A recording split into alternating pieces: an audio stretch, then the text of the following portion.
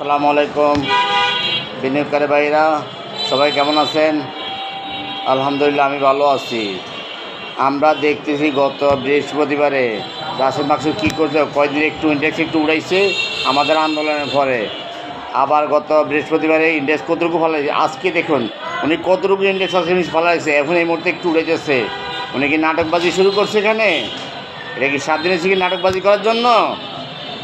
বাংলাদেশ স্বাধীন হয়েছে কি নাটকবাজি করার জন্য? উনি এগুলো সাপের খেলা দেখার জন্য বসছে? উনি কি একটা বাংলাদেশের সাপের খেলা দেখার জন্য মরছে? আমাদের 33 লক্ষ বিনিয়োগ করে আমরা ধ্বংস।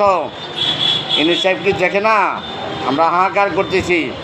বিনিয়োগকারী সমস্ত হাহাকার করতেছে। উনি না পারলে উনি সরে যাক, উনি না পারলে উনি সরক, আমি বসবো। আমি বসে 33 লক্ষ বিনিয়োগকারী কী করতে হবে আমি দেখব। 33 লক্ষ বিনিয়োগকারীকে আমি কীভাবে ভালো করতে হবে সারা পৃথিবীর সাথে আমি আলাপ করব, আলাপ করে আমি দেখব। 33 লক্ষ বিনিয়োগকারীর সাথে বসবো, বৈশাখ কেমনি ভালো করে দেবো, কেমনি মার্কেট ভালো করে দেবো, বাংলাদেশের অর্থনীতি কেমনি ভালো করতে হবে সেটা আমি দেখব। ইন্ডেক্স 6000 প্লাস ইন্ডেক্স ছিল, সেখান থেকে নামে আনছে 5000-এর নিচে প্লাস করছে। দাম করে নামতে একটা 50 টাকা শেয়ার 1 টাকা চলে আসে, 2 টাকা চলে আসে। কিসের নাটক করতেছে উনি?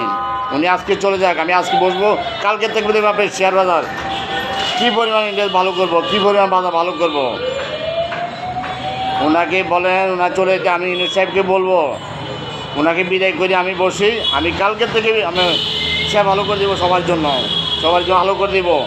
আমাদের প্রতিবেশী দেশ পাকিস্তান, ভারত, এটা আছে দেউলিয়া দেশ শ্রীলঙ্কা, এটা শ্রীলঙ্কা দেশটা কী অবস্থা হয়েছে, এটা দেউলিয়া অঞ্চল অর্থ সম্পদ শেষ।